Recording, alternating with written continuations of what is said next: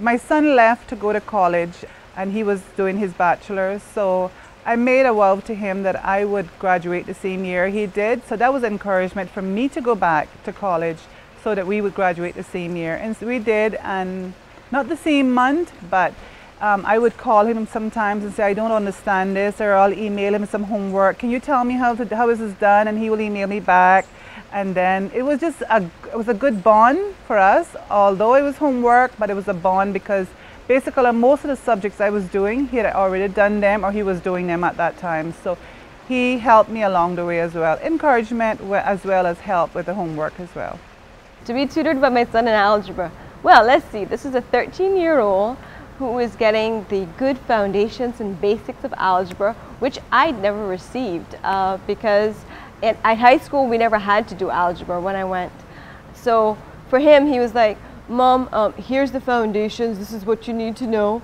And it was kind of funny because it's one of those times he kind of looks back and goes, Mom doesn't know something?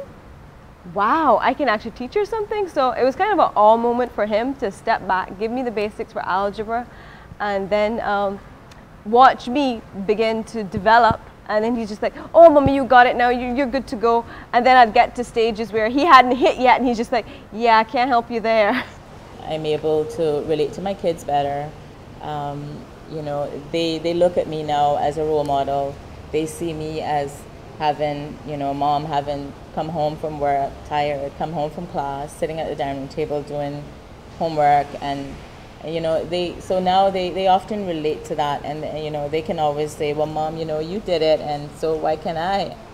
I'm older than most of my staff, and they looked at me and they said, if she can do it, why can't we? And I've seen at least 50% of my staff now back in college or have started overseas or locally, correspondence or locally, and that is something that I feel that I have attributed to, because if it wasn't for me, I don't think they would have seen that goal. And I'm proud to say that, you know, most of my staff are now, they're hungry for education, and I'm happy for that. I'd said to Scott that I feel that as a young Caymanian that we should always give back. And one of the ways we can give back is after we've been given that knowledge, we could share that knowledge with someone else. So I'd said to him, I said, you know, when I'm finished, I want to come back and teach. I said, I have a passion for teaching. So when I was finished in December, he said, oh, Marge, you're coming back to teach for the winter term? I said, oh, no, Marjorie's taking a break for the winter term. I said, check me springtime. So sure enough, Scott called at springtime. He said, Marjorie, I need a teacher for Introduction to Accounting. Are you interested? And I said, sure, I'd be happy to come. So I started off to teach spring 2010, and it was an awesome experience.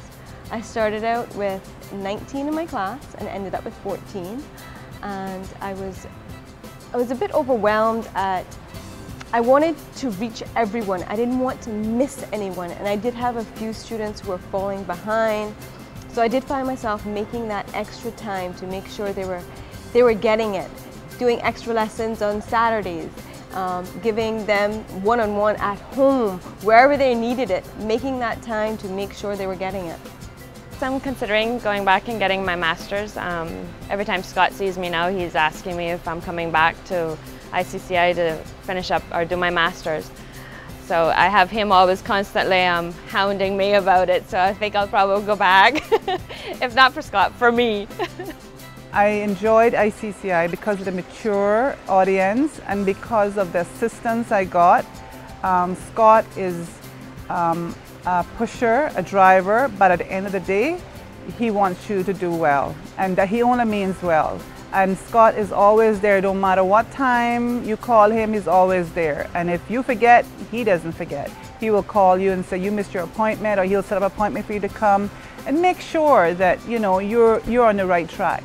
And he's very encouraging. And I think that has a lot to do, especially when you're working part-time. You got someone that is going to push you and encourage you to go along, because it is a little bit discouraging at times when you're tired, but he will always push you and help you along the way. So I found out ICCI is a big family. That's what, if you feel like you're family, it's like a family unit.